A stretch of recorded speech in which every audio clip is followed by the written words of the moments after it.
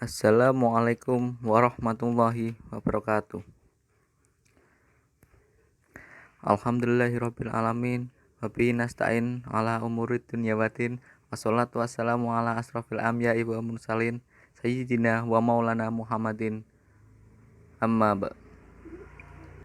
Pertama-tama, marilah kita panjatkan puja dan puji syukur kita kehadirat Allah Subhanahu wa taala yang telah memberi rahmat serta hidayahnya. Sholawat serta salam mari kita haturkan pada junjungan kita Nabi Agung Nabi Muhammad Sallallahu Alaihi Wasallam yang kita nantikan syafaatnya di yaumul qiyamah. Amin. Sebelum kita memulai mata kuliah hari ini, lebih baik kita membaca Al-Fatihah terlebih dahulu.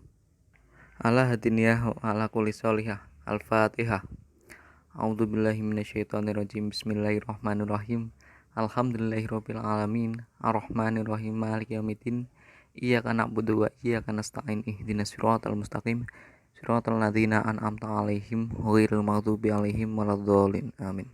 Yang terhormat Bapak Helmi Yuhda STHI MAG selaku dosen mata kuliah tasawuf serta teman-teman mahasiswa yang saya banggakan. Pada mata kuliah hari ini kami akan mempresentasikan hasil diskusi kami tentang perkembangan tasawuf di Indonesia. Masuknya Islam ke Indonesia selalu menjadi perbincangan oleh para sejarawan, sebab tidak bisa dipastikan tahun berapa Islam masuk ke wilayah ini dan siapa orang yang pertama kali membawanya, karena jarak Indonesia yang cukup jauh dengan sumber agama Islam dan juga tidak adanya dokumentasi sejarah yang pasti menjelaskan tentang peristiwa tersebut. Namun para sejarawan mencoba menelaah kembali sehingga menghasilkan beberapa teori tentang masuknya Islam ke Indonesia. Di antara teori tersebut yaitu yang pertama, teori Gujarat. Teori Gujarat merupakan pendapat dari tokoh yang bernama Wijinapal dan Snokkhorne. Mereka berpendapat bahwa sejarah masuknya Islam ke Indonesia terjadi pada abad ke-13 Masehi. Agama Islam yang ada di Nusantara berasal dari Gujarat, India. Teori Gujarat dikuatkan dari bukti yang berhasil ditemukan yaitu batu nisan Malik al-Saleh. Selain itu, teori ini dikuatkan dengan miripnya ajaran agama Islam di Indonesia dengan Islam di Asia Selatan, yaitu ajaran tasawuf. Yang kedua adalah teori Persia. Pelopor teori ini bernama P.A. Hoysen Jajaningrat. Ia berpendapat bahwa sejarah masuknya Islam ke Indonesia berasal dari Persia. Orang-orang Persia berdatangan dengan Nusantara untuk melakukan perdagangan sekaligus menyebarkan agama Islam. Masuknya para pedagang Persia untuk menyebarkan pengaruh agama Islam tersebut terjadi pada abad ke-12 Masehi. Bukti yang menjadi dasar dalam teori Persia adalah adanya keberadaan aliran Syiah saat awal-awal Islam masuk ke Indonesia. Selain itu, terdapat kesamaan tradisi dan budaya Islam di Indonesia dan Persia. Contohnya tradisi peringatan 10 Muharram. Yang ketiga adalah teori Arab. Teori ini dikemukakan oleh Sir Thomas Arnold, Crawford, Newman, dan Hollander bahwa sejarah masuknya Islam ke Indonesia berasal dari Arab. Dalam teori ini dijelaskan bahwa Islam masuk ke wilayah Indonesia terjadi pada abad ke-7 Masehi. Bukti yang menguatkan teori Makkah yaitu adanya perkampungan Islam yang terdapat di Sumatera Utara, tepatnya di Pantai Burus atau lebih dikenal dengan Bandar Khalifah. Bukti mengenai perkampungan tersebut berasal dari berita Cina yang dibuat oleh Chu Fanchi.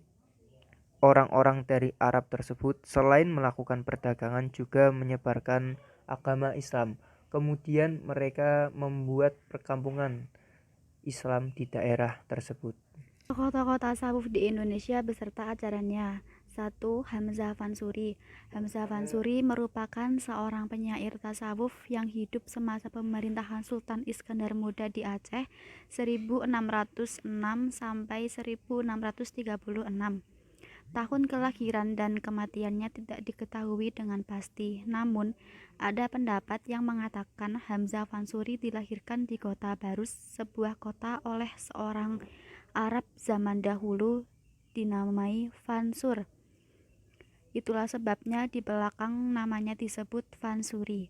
Kota Barus atau Fansur merupakan pusat pengetahuan Islam lama di Aceh Barat Daya.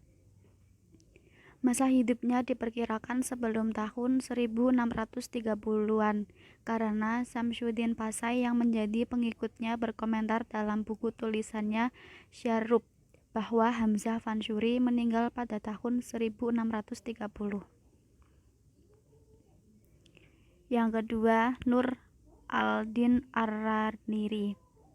Nama lengkapnya Naruddin Muhammad bin Ali bin Hazanji Al-Hamid atau Al-Syafi'i Al-Aisy'ari Al-Aidarusi Al-Raniri.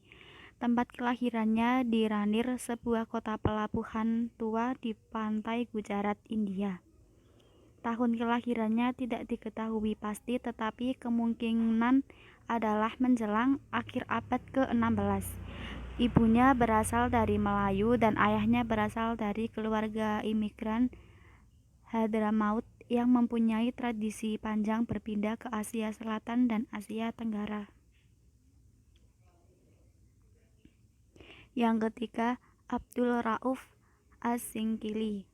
Abdul Rauf As-Singkili adalah seorang ulama dan mufti besar kerajaan Aceh pada abad ke-17 1606 sampai 1637 Masehi. Nama lengkapnya adalah Syekh Abdurrauf bin Ali Al-Fansuri. Sejarah mencatat bahwa beliau adalah murid dari dua ulama Sufi yang menetap di Mekah dan Madinah. Ia sempat menerima baiat tarekat Syatariyah di samping ilmu-ilmu Sufi yang lain termasuk sekte dan bidang ruang lingkup ilmu pengetahuan yang ada hubungannya dengannya.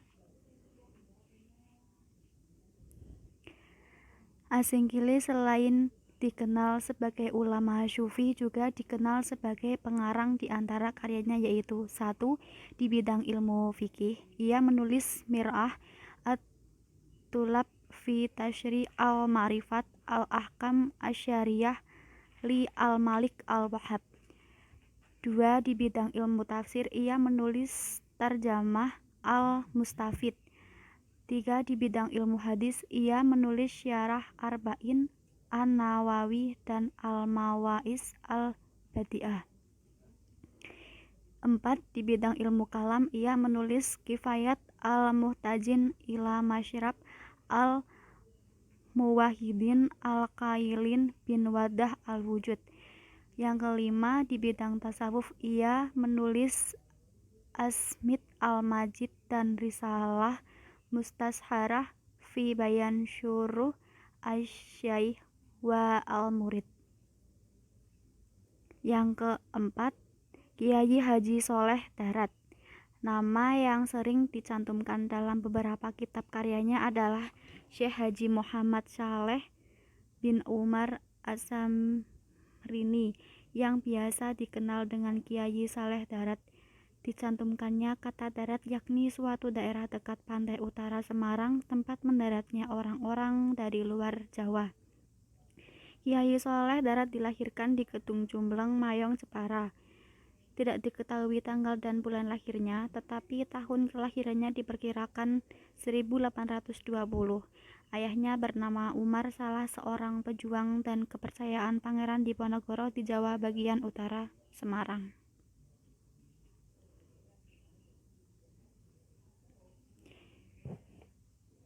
Yang kelima, Syekh Yusuf Al-Makassari. Syekh Yusuf Al-Makassari adalah seorang tokoh sufi yang berasal dari Sulawesi. Ia dilahirkan pada tanggal 8 Syawal 1036 atau bersamaan dengan 3 Juli 1629 Masehi.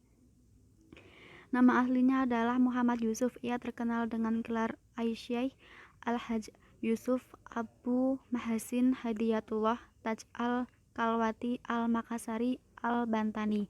Sementara itu di daerah kelahirannya, ia lebih dikenal dengan gelar Tuan Ta Sulamaka yang artinya Tuan kita yang selamat dan mendapat berkah. Syekh Yusuf dibesarkan di istana karena diangkat oleh raja sebagai anak angkatnya. Sejak kecil, Syekh Yusuf sangat suka mempelajari ilmu tentang keislaman dalam waktu yang sangat singkat. Ia dapat menghafal dan mempelajari Al-Quran 30 juz. Ia juga mempelajari ilmu pengetahuan yang lain seperti ilmu nahwu, ilmu syaraf, ilmu bayan, ma'ani, badi, balaghah, dan mantik. Ia pun juga belajar ilmu fikih, ilmu usuluddin, dan ilmu tasawuf. Yang keenam, Syekh Nawawi Al-Bantani. Nama lengkapnya adalah Abu Al-Mudi Muhammad bin Umar bin An-Nawawi Al-Jawi. Dilahirkan pada tahun 1230 Hijriah atau 1813 Masehi di desa Tanara, Kabupaten Serang, Jawa Barat, Indonesia. Sebelum melakukan perjalanan ke Mekah, ia sempat berguru kepada ayahnya sendiri yang bernama Kiai Haji Umar, seorang penghulu dari Tanara. Ia pun sempat belajar kepada Kiai Haji Sahal, seorang ulama terkenal di Banten saat itu. Karya-karya Syekh Nawawi Al-Bantani meliputi ilmu tafsir, hadis, sejarah, fikih, tauhid, akhlak, tasawuf, dan bahasa. Mengenai jumlah kitab yang dihasilkan Syekh Nawawi, para pengamat berpendapat ada yang mengatakan 115 kitab dan ada yang mengatakan 99 kitab. Karya yang telah tercetak dan menyebar ke berbagai daerah diantaranya At-Simar, Al-Yaniyat, Tankih Al-Qaul Al-Hasis, Tafsir Al-Munir li Mu'alim At-Tanzil. Sekian presentasi dari kelompok kami. Apabila terdapat kekurangan, mohon dimaafkan. Wabillahi taufiq wal hidayah. Wassalamualaikum warahmatullahi wabarakatuh.